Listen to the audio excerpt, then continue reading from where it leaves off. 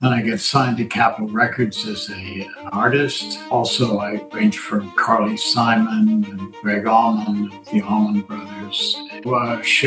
This guy called me up and what I consider producing him.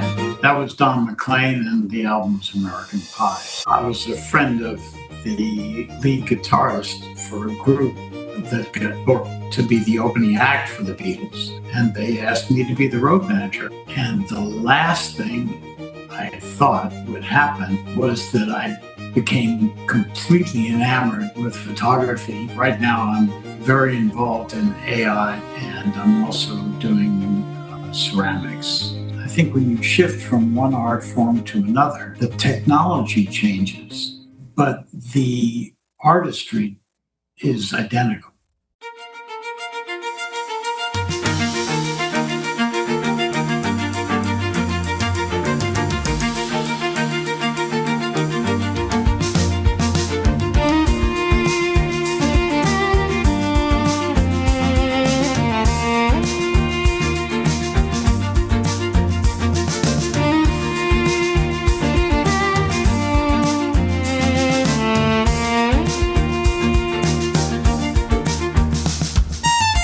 Recording in progress.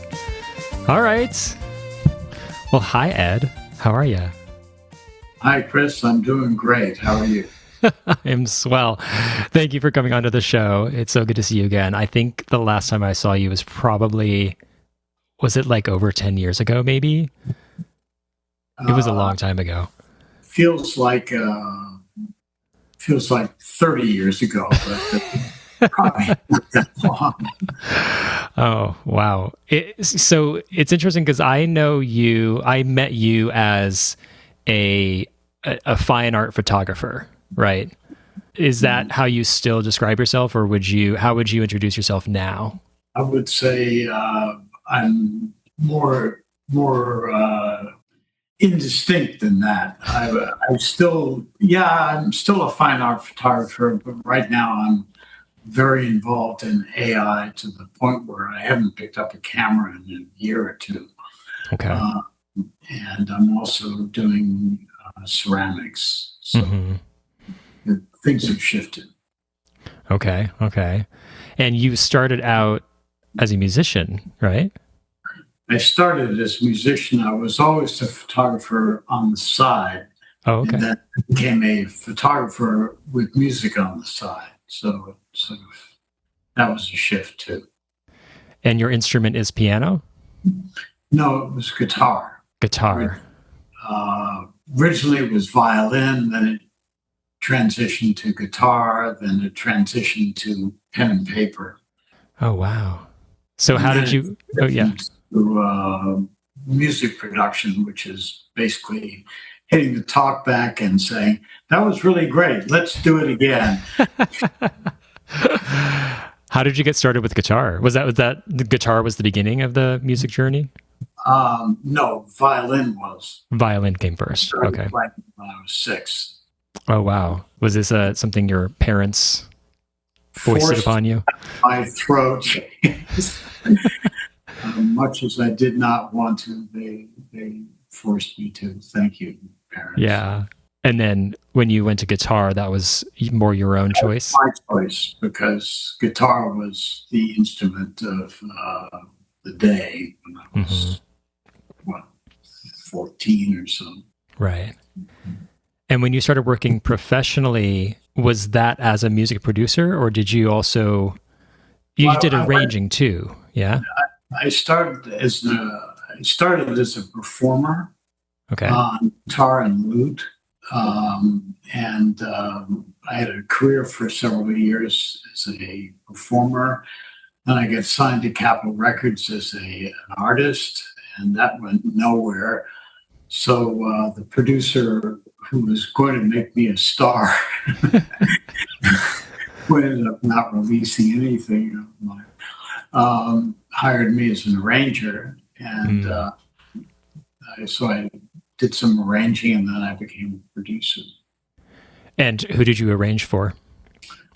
A bunch of acts you never heard about, and also I ranged from Carly Simon and Gregg Allman of the Allman Brothers, and not Bonnie Raitt. I can't remember. There was some, I don't know. There were a couple of sorry, some household names. Yeah, there were a couple of Cher, I did. Oh yeah, a couple of other people that you never heard of for good reason. So yeah. Did you enjoy arranging? Was that a nice step for you? Yeah, I loved arranging. I was always very nervous about it because, in spite of having had 12 years of music education, I've basically considered myself an unschooled musician. I read and write music with great difficulty. I really can't sight read at all. So I ended up, arranging for a full 60-piece orchestra and conducting an orchestra and not really knowing what I was doing. I mean, the arrangements came out all right. I kept apparently, yeah. Yeah. But it was sort of me sitting at the piano and pecking out parts. I didn't have a education at Berkeley or Juilliard or Berlin or anything, so I didn't, I couldn't write off the top of my head without referring to a piano. But you had a great ear. Well, it was good enough, apparently. Yeah. Actually, I think maybe an education doesn't have to, but it can get in the way of your ear. Yeah. Because you end up thinking about it instead of feeling it. Right. So maybe I had the right balance of enough education so that I could get it on paper, but still being mostly intuitive. Yeah. Did you have a formal education at any point in any of the arts? Not really, no. Okay. I was a French and Russian major in college, so that very little to do with music. Okay. It just never occurred to me that you could actually make a living at music. If I had thought about it for 5 minutes, I would have said, of course, yeah. I have absolutely no interest in being a French teacher. Right. And I did love music and photography, but it never occurred to me that I could make a living at it until I dropped out of college and I had to make a living at doing something. And so photography and music became it. Wow. And when did you get into music producing? When I got fired as an arranger. Why'd you get fired? I had a disagreement. I told the producer to go to hell and didn't like the way he was producing. And, man.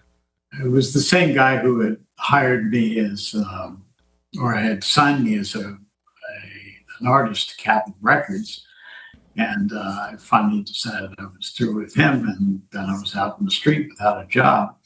So I met this guy at a party who said he was a folk singer from Boston, whom I sort of knew.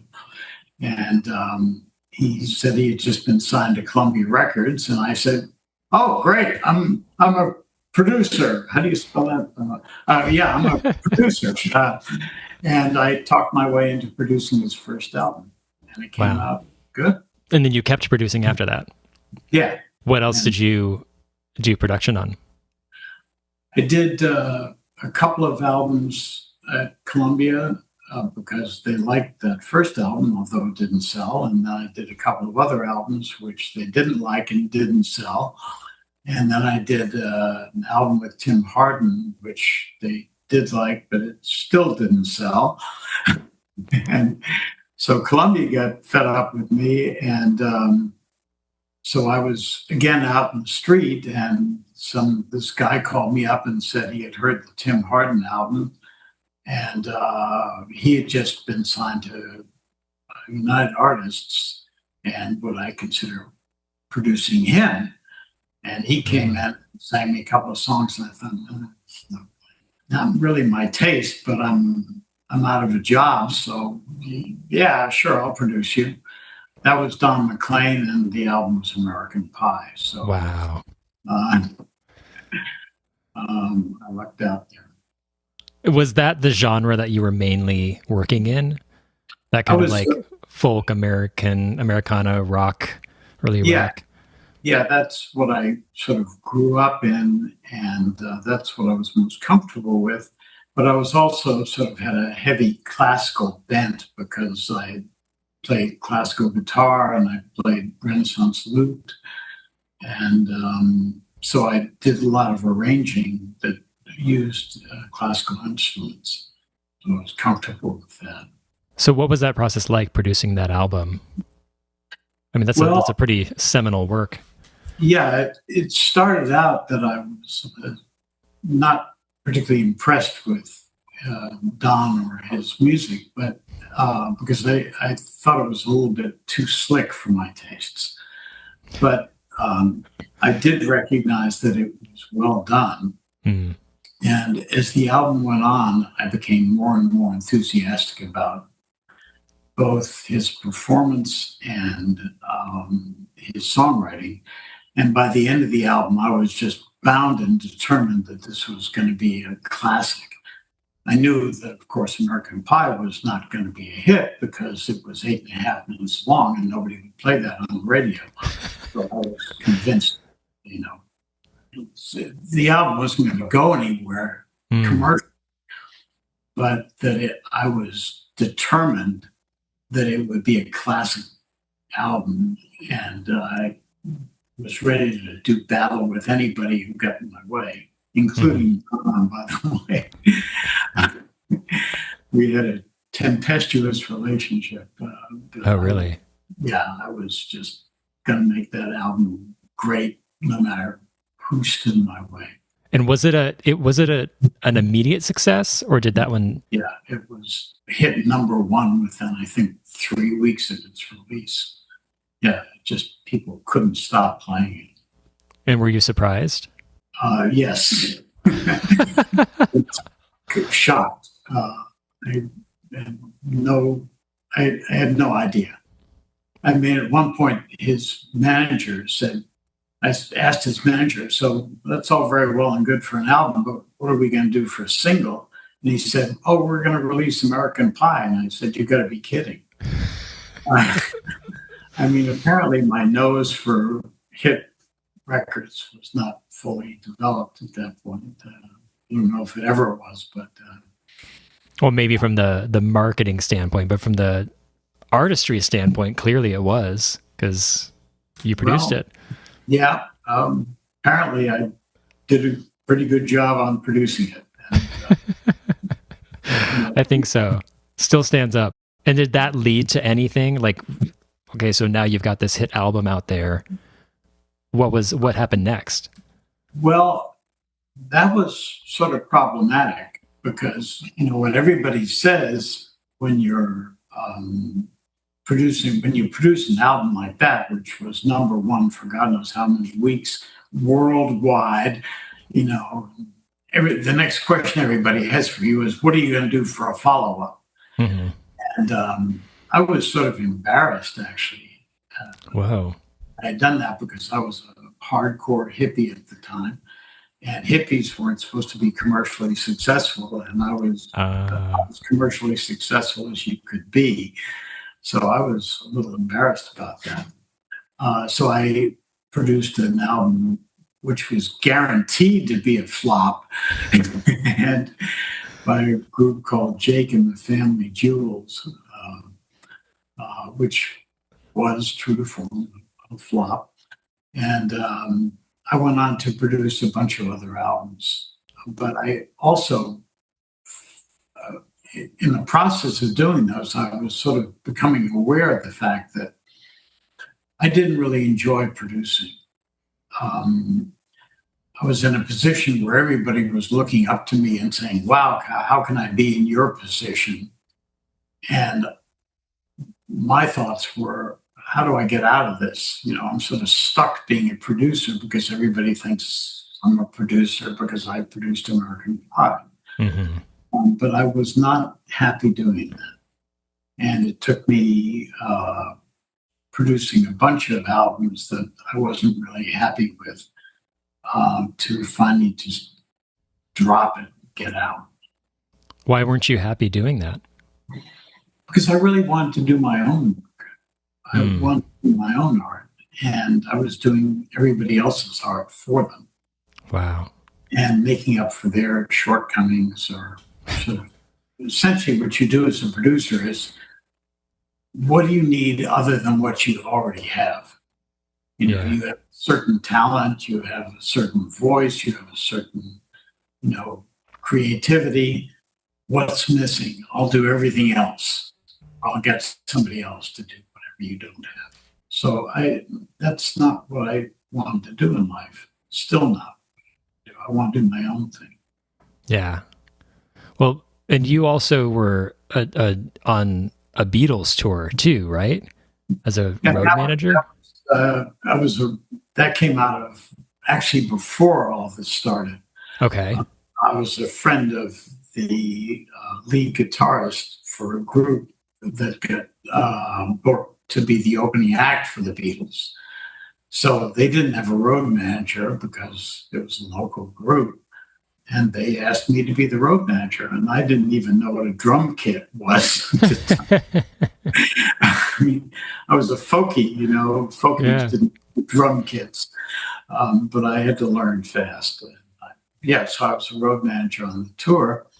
And it turns out they didn't have, this was a tour that was, the biggest tour that had ever happened at the time, but by current day standards, it was tiny. So the Beatles had a roadie, and a road manager, both, two separate people. Everybody else had either a roadie or nobody at all. So I ended up, setting up the Beatles equipment and tuning their guitars and that kind of stuff. And by this point, like, they were the Beatles, right? Like, this was their last tour in '66. They were as big as they ever got. Yeah. What was that like, working with such a huge group? Well, before that, I'd been a folkie in Boston, and I was a big fish in a small pool. Mm-hmm. And I went from there to being a roadie on the Beatles tour, and there I was, the smallest fish in the biggest pool that ever existed, and it was a shock. It was. It turned me on to, this is what the big time is like, and I got a taste for it, and I thought, that's my thing, And I went back to Boston. I realized Boston is small potatoes. I'm out of here. So I moved to New York almost immediately and started pretending I was big time until I actually was big time. At what point does the music journey end for you? I mean, I know you still do music, right? But in terms of like your professional focus, at what point do you fully kind of shift? Well, my music career sort of started at a medium level, went up to the highest point, and then slowly drifted back down again. And at one point, I was, when synthesizers first came out, I became a sort of a synthesizer guru. I was teaching a bunch of Hollywood professionals, film scorers, film writers, composers. I was teaching them how to use synthesizers and MIDI and all that. And especially working for a guy named Don McLean, who was a film composer, did Hollywood, Hawaii Five-0, something, I can't remember. But he fired me at one point. You got fired again. Fired again. And I think for good reason, because it was something about samplers. I didn't want to get into samplers or something. I can't remember. Anyway, I was out of a job. And I thought, well, I know how to take pictures. Well, I'll go open a photography studio in downtown. And I'll take headshots for actors while I'm working on my magnum opus, which was this synthesized combination of all sorts of strange things. I had some very radical ideas, at least radical at the time, about combining 12-tone and African rhythms and into this sort of improvised group. And I was interested in doing that, but I thought, well, I'll just make a living taking actors' headshots. And the last thing I thought would happen was that I became completely enamored with photography to the point of sort of putting music on the side. Wow. And I became a photographer. So what was it about photography that you fell in love with? I just felt, in music, I always felt inadequate. I would be sitting there writing a score, and I would write a B flat, and I go, why B flat? Why not, A flat? Why B flat? Why? That's stupid. And I mean, it would drive me nuts. Everything I did, I was insecure about. And in photography, I wasn't insecure at all. I thought, oh, that's pretty good. Well, I really like that, Oh, hey, I got this great idea, So I felt a lot better being a photographer than being a musician. Even though I think I may have been, I certainly was very successful being a musician, but there was an enormous insecurity. And with photography, I felt fine. Yeah. Well, and at this point, like your photography, you've covered buildings and landscapes and people. You did a series on the homeless. You did underwater. You did. I can't even think of all the other ones. I did a lot of commercial photography. Photography. So magazine covers and stuff. So when you first started, did you have a specific subject that you would stick to? Apart from the commercial photography, I was living in a loft in downtown LA, and the woman downstairs said, there's a coffee shop across the street, and they put up pictures occasionally. You want to put up some pictures? And I said, sure. And I thought I'd just put up a bunch of headshots. And then I thought, no, I'll do some what's it called, fine art stuff, And so I figured, if I photograph nudes, even if the pictures aren't any good, people are interested because they make it. That's true. I started shooting nudes, and it turns out they were pretty good. And I had some inventive ideas, and I went on from there. I ended up sort of having a whole career doing nudes. I did a book of male nudes for a company in Germany that ended up being sold pretty well. Is this work? Yeah. And I did a bunch of magazine covers and went from there. Wow.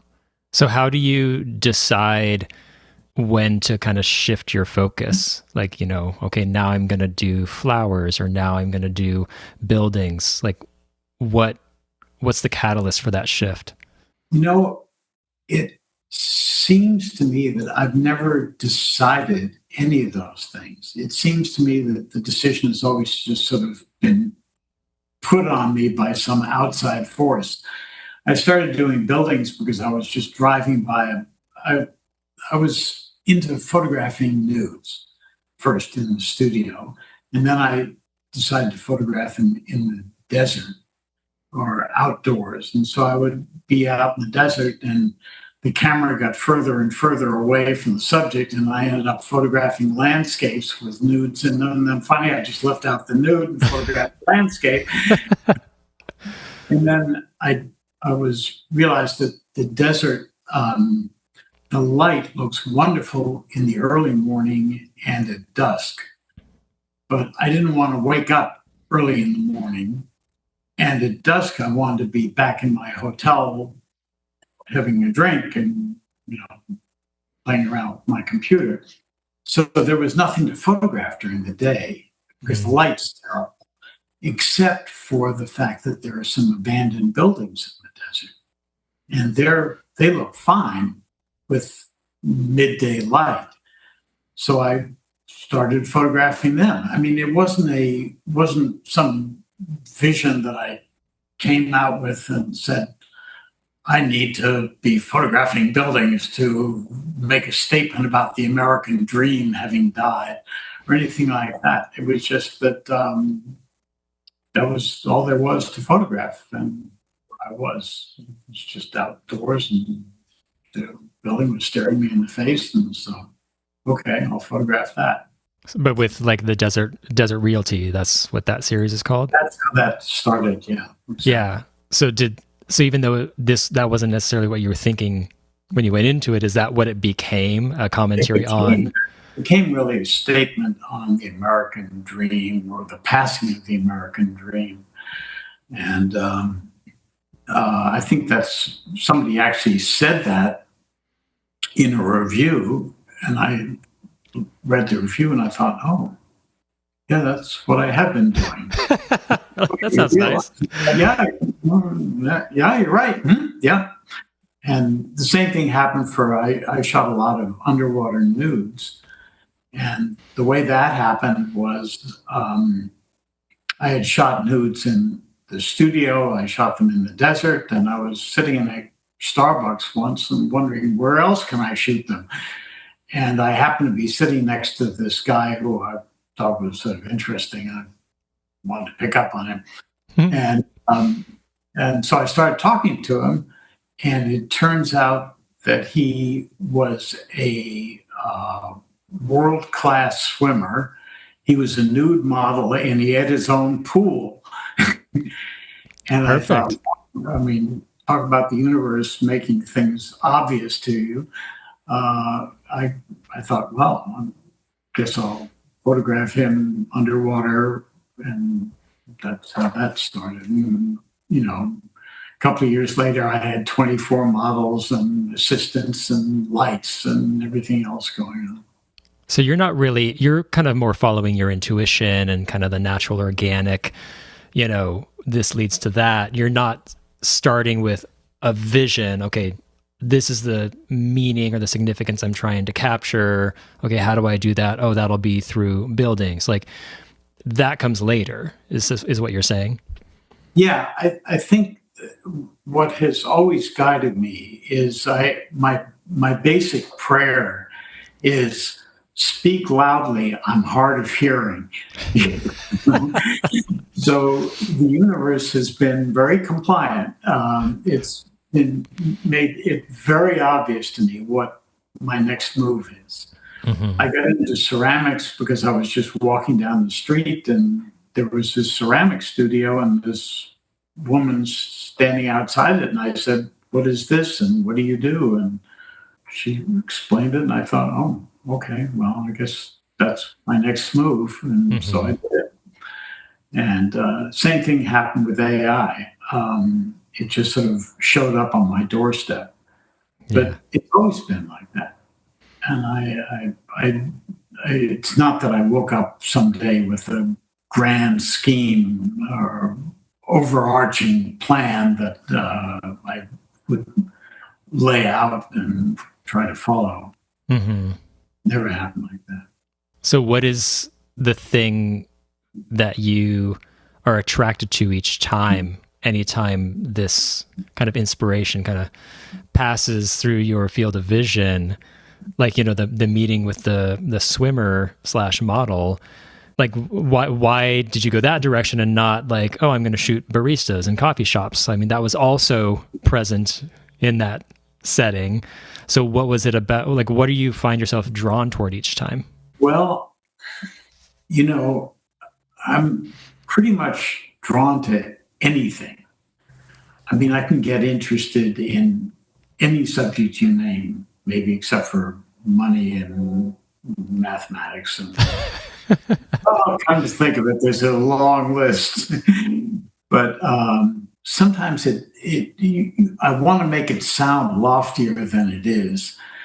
But photographing naked people is a lot more interesting than photographing baristas. It just is. I mean, I like looking at naked people. Who doesn't? And being underwater is great because I have arthritis, and you spend 8 hours in the pool and you feel fantastic because I'm weightless for 8 hours.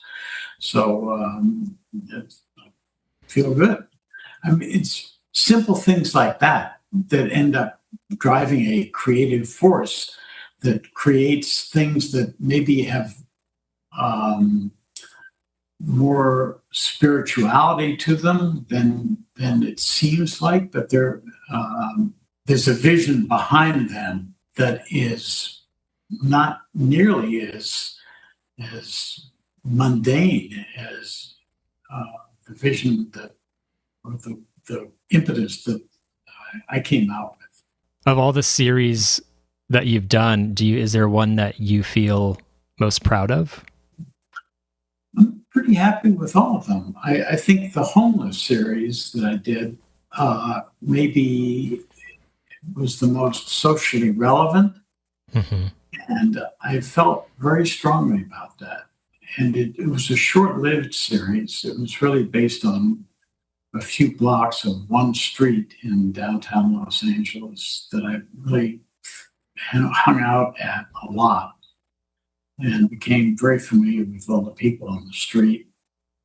I took a couple of them to Thanksgiving, I had all sorts of interactions with them, and became friends with them. And it changed me a little socially. How so? Well, I realized that these were all people that had a really difficult life, and mostly because of some unfortunate choices that they made in the past. And they were having trouble dealing with their current situation. And it just seemed very unfair.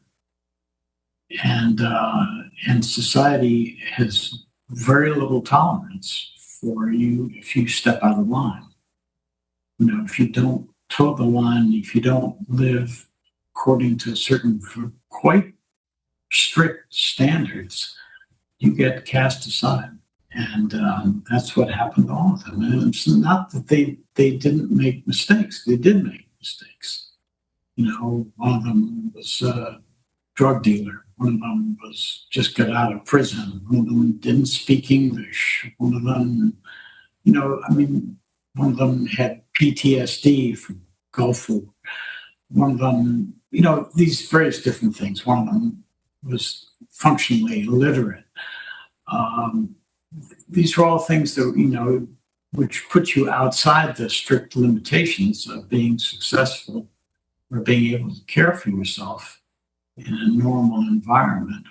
And, it didn't mean that they were bad people. It didn't mean that they were unintelligent. It just meant that they had not achieved a certain level of competence in one field or another that society requires, and they got kicked to the curb, and it's rough. So when you were taking those photographs, what were you trying to capture? I was trying to capture their essential humanity, and I think I did a really good job of that. Yeah.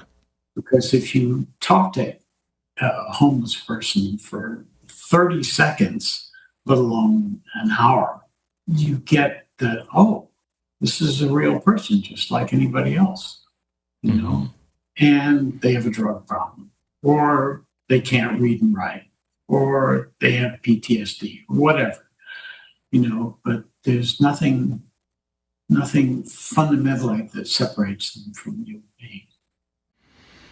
What would you say was the most challenging series that you have done? Well, the underwater series is pretty challenging because I can't swim. Really? Yeah. Oh. I wear, to go underwater, I wear a 20-pound weight belt. So I sink like a stone. We're in a pool, so it's not like I'm in the ocean or anything. Mm-hmm. But I sink like a stone, and then I can hold my breath for a minute or so, but then I can't get back up again. So I've had to be rescued by my models on occasion, most of whom are Olympic swimmers, Gosh. They have to be really good underwater. And more recently, I've had an assistant who ties a rope to me when I, start making movements so that I can't get up. He pulls me up, but I've almost drowned a couple of times. So Jeez. I guess all that challenging. Yeah. Wow. So how long would one of those shoots last? All day long. Wow. From the 8 in the morning, 9 in the morning to sundown. Mm-hmm. In the summer, that's quite a long time. I would have like up to 20, I think at one point I had 24 models on a shoot, all lying around the edge of the pool naked. I mean, it's quite a sight. Yeah. Wow. Yeah, I'm sure the neighbors were very happy that day. My hosts who owned the pool would invite friends over to take a look, Because they're not just 24 average bodies, they're 24 gorgeous bodies. Yeah. So like the ones where there's it looks like there's, like I said, a dozen people interacting in water. Is that truly, was that the image, or were you digitally combining them? Yes, to both. Okay. There were often 5 or 6 people in a shoot in one picture. I might edit out one person and then put in another person or another exposure of the same person, but in a different position. I did a couple of panoramics with 20, I think, up to 30 people in the same picture. And that was all Photoshop from various shoots over the space of 2 years. That was fake completely. But I have no compunctions about being fake. I'm anything for the picture. Mm-hmm. No morals about it whatsoever. So when you're setting up for a shot, what are you thinking about? It's interesting. I think I have the same approach to directing models as I do to directing AI, which is what I'm doing now. Mm-hmm. And that is, I would give the models a basic premise and then just let them do whatever they do. So I would say something like, well, let's take Tracy and put her at the bottom, and the rest of you dive down and look to rescue her or maybe attack her. You decide. And so they would all dive down and interact with her in different ways, and I would just photograph it and see what comes out of it. It's like an underwater improv. Yeah, it's sort of setting up exactly. It's exactly that. Yeah. Setting up a situation and letting people fill it out however they imagine. It's, when you step back and look at the evolution of your work, correct me if I'm wrong, what it seems like is that there's been this gradual turning toward the surreal. Well, it's certainly true now.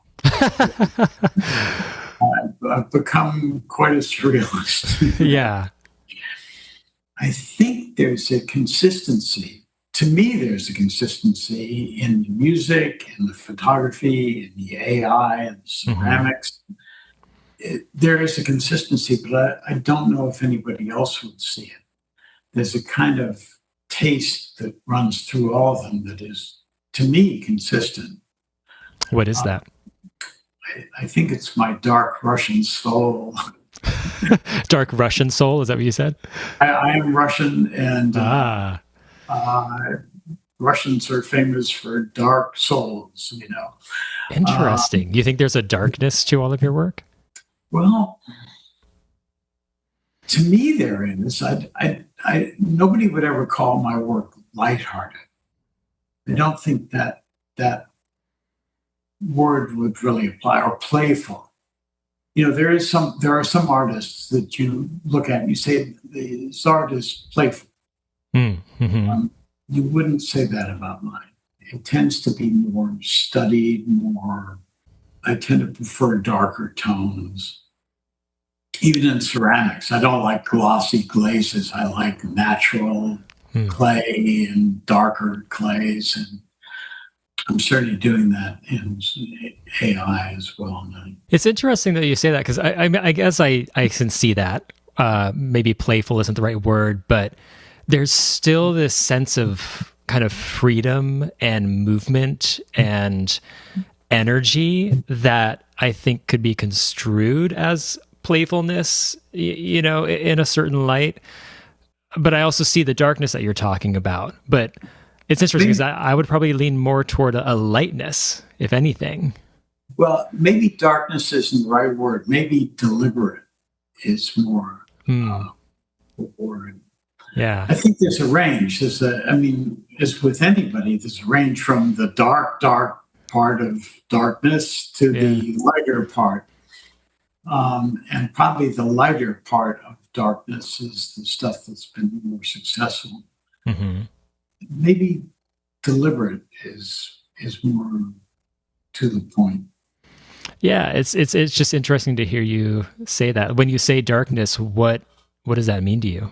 Well, in photography, it tends to mean black and white or limited color range, not bright, happy colors, more subdued colors, an emphasis on shadows, vignette around the picture, which tends to darken the edges of the picture, things being in focus rather than blurry or out of focus, compositions that look like, oh, he meant that. It's not just something that haphazard that happened by chance. Things like that. But symbolically, what is that? Symbolically, I think there's a lot of reference to religious symbology. Symbology, a word? Symbolism? Symbolism. Thank you. There's a lot of reference to religious symbolism and iconography, although I don't tend to be religious. Wasn't brought up religious, and I'm not specifically. But I do use a lot of religious symbolism. So you see a lot of models with outstretched arms, that kind of thing. There are a lot of mother and child references. Because I didn't grow up Christian, but I did grow up in a Christian environment. I'm very affected by, I sang in an Episcopal church, and I'm very affected by Christian symbolism. Do you feel that music influences your photography? Well, the short answer is yes. The more complete answer is that I think when you shift from one art form to another, the technology changes, but the artistry is identical. So being a musician or being a photographer, the only thing that changes is instead of, doing this with your fingers, you're doing this with your fingers. Big deal. That's almost incidental. Mm-hmm. So shifting from one art form to another is a lot less of a change than most people realize. Mm-hmm. Uh, to the point, for example, almost every photographer I know plays an instrument of some kind. Almost every photographer is a musician. Hmm. To the point where when I meet a photographer, I say, "Oh, you're a photographer, great. What do you play?" And it's a double that happens a lot. Mm-hmm. I don't know why, but it does. And so it's not that big a deal, shifting from one to the other. So does music influence my photography? It's more like whatever influenced my music in the first place also influences my photography. So Mm-hmm. not that different. Have you ever struggled with any sort of self-doubt or creative fatigue? Self-doubt in music constantly. Creative fatigue, I just don't know even what that is. I wake up every day and I just think if I could accomplish 1/10 of what's going on in my head, that would be incredible. Mm-hmm. Um, I don't know. For some reason, I just have endless energy and enthusiasm for creating stuff. Have you always been that way? I think so, yeah. I think I just came out that way. I don't ever remember being creatively fatigued. Yeah. Actually, there was a couple of years when I first moved to Los Angeles. I remember, lying on the couch and smoking joint after joint and thinking, I don't know what I want to do with my life. And those were 2 dark years. But other than that, I've been going for a blast all the time. Well, and now you're doing mostly digital work, right? Yeah. And I wake up in the morning and with my first sip of coffee, I'm in front of the computer and I have, wait a minute, try this, try that, try that. That's cool. Let's develop that. Wait a minute, there's a whole new idea, and I'm just excited, and I'm just raring to go. That's awesome. Even back when we worked together, you were starting to do, maybe not starting, but you were doing that blend of the photography and the digital manipulation, right? Yeah. Yeah, and that's true to this day. I use AI to generate subjects, raw material, very much the same way I used a camera to generate raw material, and then I would put it together in the computer in some form or another. And sometimes I would do very little. Sometimes I would tear everything apart and put it back together again in different form.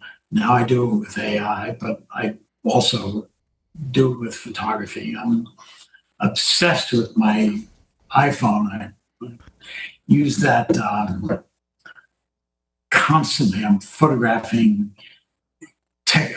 My big thing right now is textures. I see textures everywhere. So I half wipe the stove clean, and I think, wait a minute, there's a texture there. I'm going to photograph it.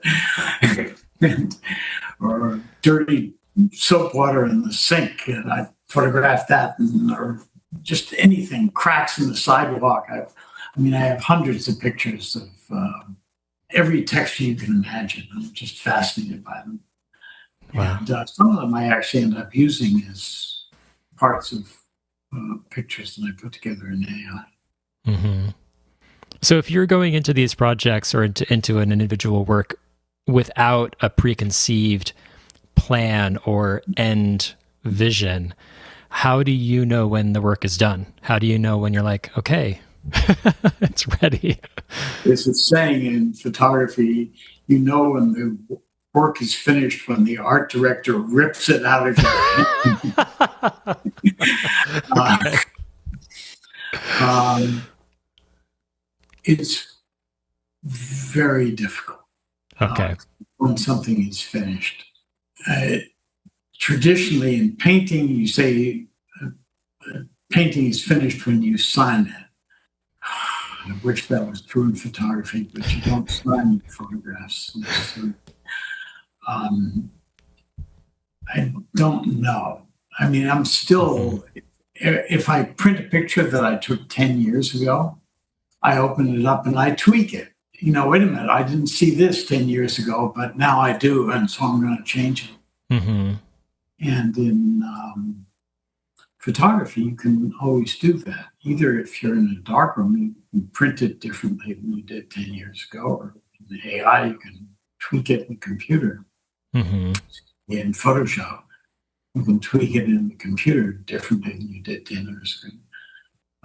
First of all, the software now has evolved a whole lot more than it was back then, and so you can do more to it now. I have one picture that an underwater picture, and one of the prominent models in the picture, unfortunately had a very strange look on her face because she was underwater and she was probably inhaling water up her nose just in agony. She had a very weird look on her face. And I tried to repair that in the original picture, and I couldn't. But then AI arrived on the scene, and I managed to create a new face for her. And so 10 years later, I finally fixed the picture that I'd taken earlier. That's awesome. Yeah. Have you received any criticism or pushback for your embrace of digital tools and AI? Endless. Really? Criticism and pushback. Yeah, of course. From who? Anybody you can name. Any Okay. onlooker, observer. I take it in stride. There's pushback against video when, it came out as opposed to film. There was pushback against photography when it came out. They thought it was going to destroy painting. Mm-hmm. There were pushbacks against saxophones when they came out because they thought they were supposed to replace the woodwinds in the orchestra. I mean, there's always pushback. Yeah. So you see this as just part of the natural evolution. Well, this one has a moral edge to it because there's this notion that you're using other people's artwork and without compensating them. And to a large extent, that's not all that true. It's somewhat true. And I think it should be dealt with to the extent that it is true. It should be addressed legally. But to another extent, artists have, since the caveman, have been copying each other without compensation forever. Now, outright copying is one thing. I have legal actions against 2 people right now for blatantly copying my work. Oof. And using it for financial gain. And it's one of the, I don't want to go into details, but one of them is very famous, and it's a blatant copy of one of my pictures, one of my more well-known pictures. And the other is an artist who copied my underwater pictures down to the hairstyles. Pixel for pixel copying, and sold paintings for a lot of money. So we're going to have to deal with that. Yeah. But in general, art students used to spend hours and hours and hours in museums copying the great masters. This is something that was expected. If you go to Juilliard, you're supposed to write a Mozart string quartet. That's for training. Not for passing the work off as your own. Well, and they have used computers to finish Schubert's unfinished symphony.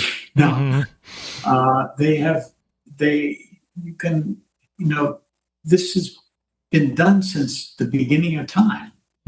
So what is different now? We're doing it with a computer instead of just doing it manually. Yeah.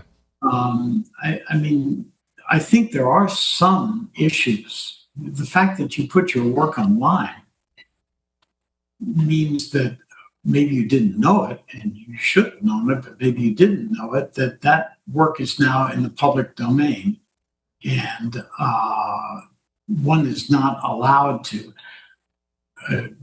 borrow from it too blatantly before you get into trouble.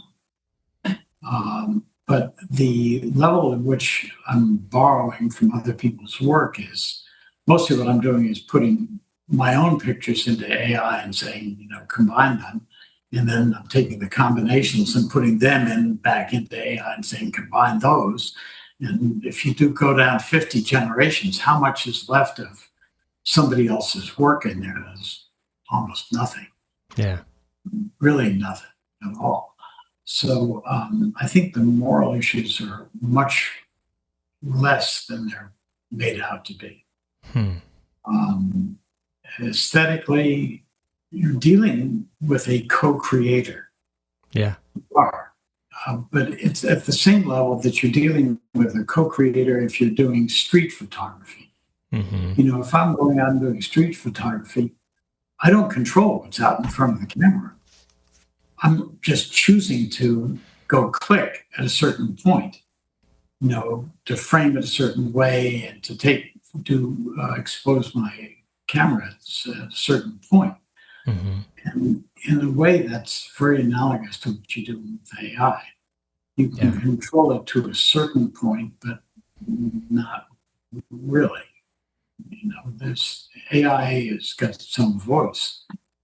So you're co-creating with it, not commanding it, and not having it command you either. I just did my last guest on this podcast was actually ChatGPT. I did an interview with ChatGPT on art, and you are very much in accordance with his views. Just FYI. Well, it may be. I mean, I think we're entering an era where the relationship between us humans and our progeny is going to be unrecognizable. We're going to be unrecognizable in 50 years. Yeah. I don't know if we're going to be in existence in 50 years, but if we are, we're going to be very different creatures than we are. Yeah. Is there something that you wish there were more of or wish was different in the art world? I think the art world, I could say I wish it was a little bit easier to navigate for people who are starting out in it. I wish there was more influence from people that were genuinely interested in the art and less interested in it as an investment. Because right now, what determines who gets into Pace Gallery and who gets into some storefront in Silver Lake is not so much the quality of the art, although that is certainly a determinant, but it's very often what somebody who has their eye on the stock market and on the auction and resale market has to say about it. But overall, I think it's going to shake out the way it's supposed to. Mm-hmm. I think I hate to say healthy, but I don't think it's sick. Mm-hmm. I think it could stand some improvement, but so good for it all. Yeah. So what do you have coming up? I know you have a gallery right now, right? Do you own the gallery or? I own the gallery, but I'm either leasing it out to pop-ups.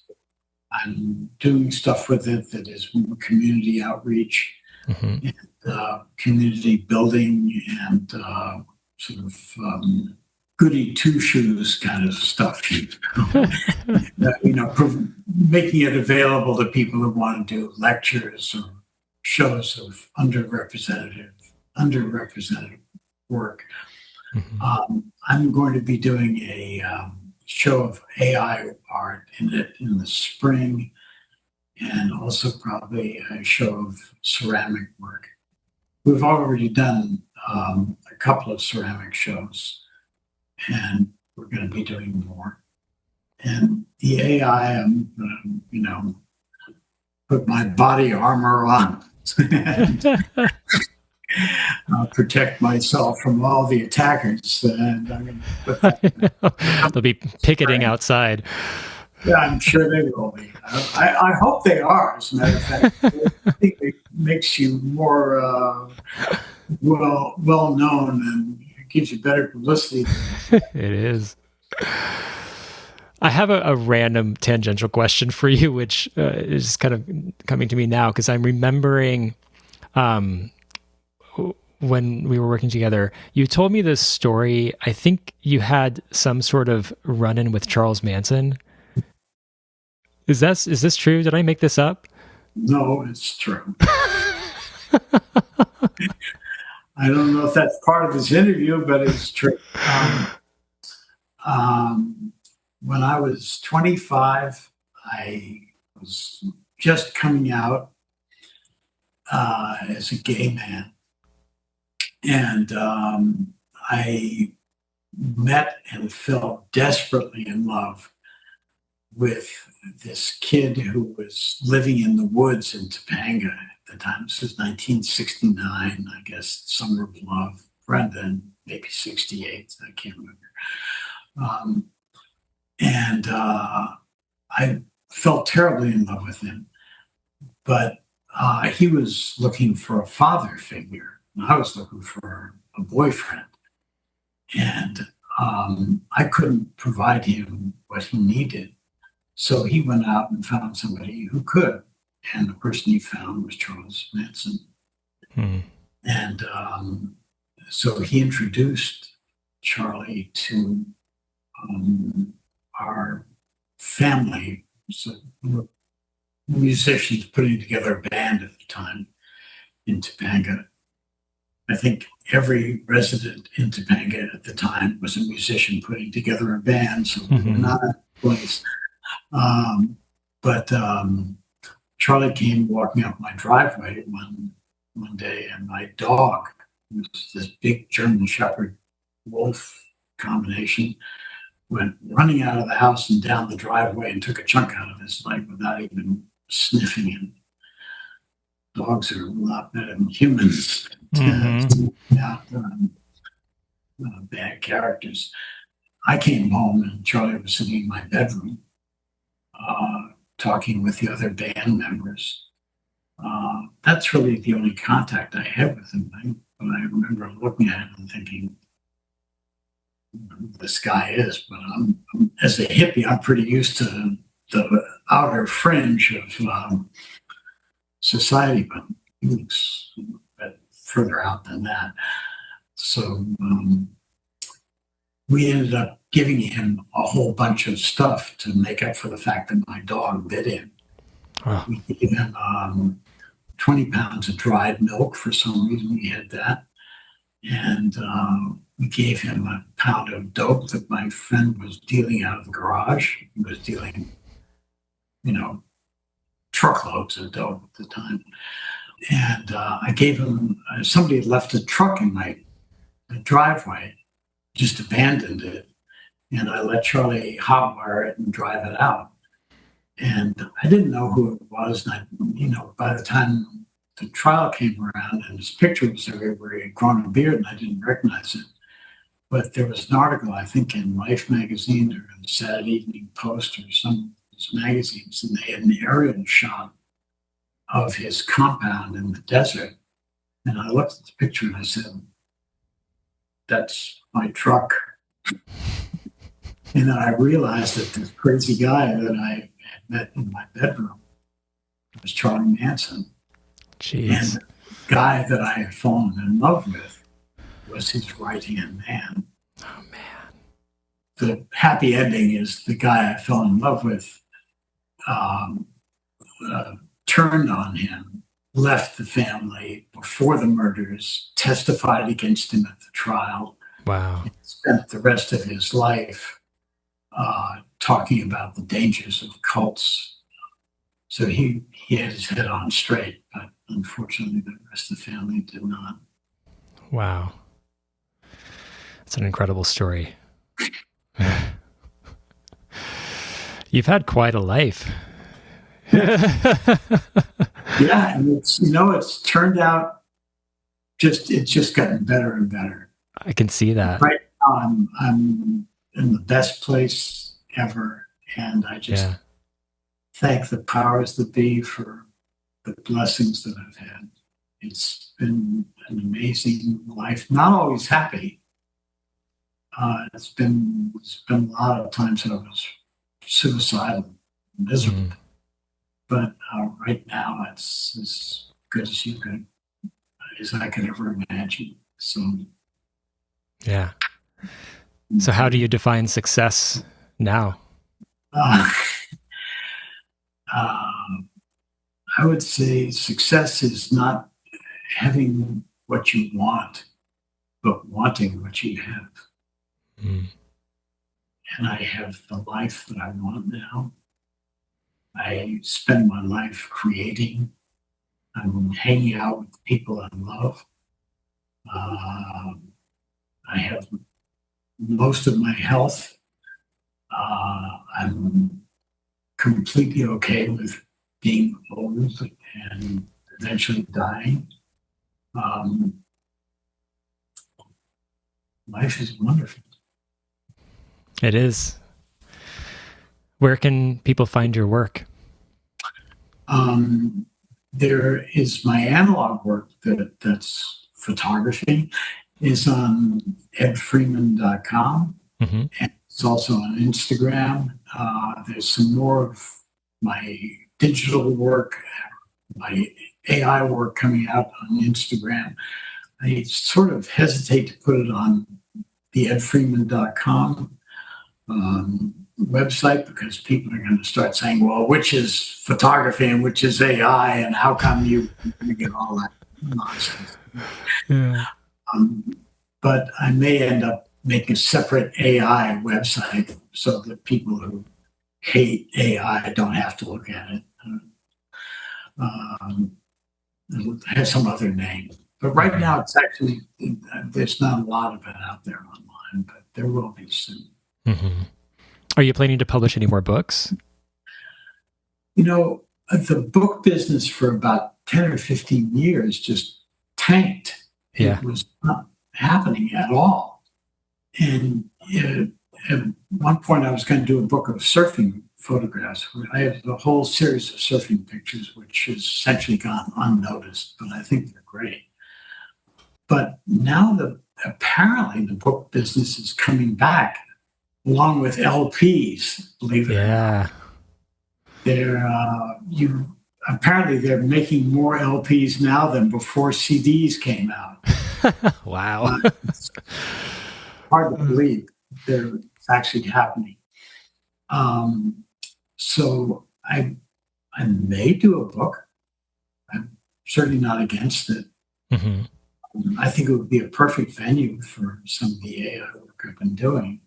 I might even do an underwater book. Although that's sort of been there, done that already, but I'll do it. Wow. I don't know. I got a lot of projects. Yeah. My time is well filled, put it that way, even if I don't redo another book. And the exhibits that you have coming up, the ceramics and the AI artwork, would that be advertised on your website? Is that where we could find out about it? It will be advertised in social media. Okay. It'll be either on Instagram or TikTok or whatever those other things. I don't deal with that. Can't. Yeah. I'm on Facebook. I am on Facebook. Okay. But that's the only social media this old fogey has managed to figure out.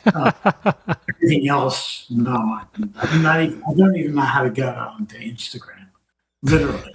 I don't know what my call or whatever it's called. I don't know what that is. Yeah. I'm sure you can find it, Ed Freeman photo or something like that. You're not missing much. Trust me. I figured that much. Wow. Well, is there anything we didn't cover that you want to share? You want to talk about? Pancake recipe. You didn't cover that. My pancake recipe is really great, but I'm not going to tell you. That's secret. No? Okay, will you at least make me some pancakes at some point? Because now... Yeah, I'll make you pancakes, and you will beg me for the secret because they're really every Saturday, my husband and I do Pancake Saturday, and I make, well, it started out I made pancakes, and now it's shifted to waffles, and now I think it's on Sundays, but we still call it Pancake Saturday. So yeah, I might have to like extract that recipe from you at some point. Pancakes you ever had, yeah. They're killer. Yeah. Nice. Other than that, my husband makes the best everything else you've ever had. So, because I can't do anything in the kitchen except make pancakes. Okay. Well, we'll have to have each other over for dinner. Okay. All right. Well, thank you so much for talking with me today. It's been such a pleasure. It's an honor. It's a pleasure. Likewise. Really enjoyed it.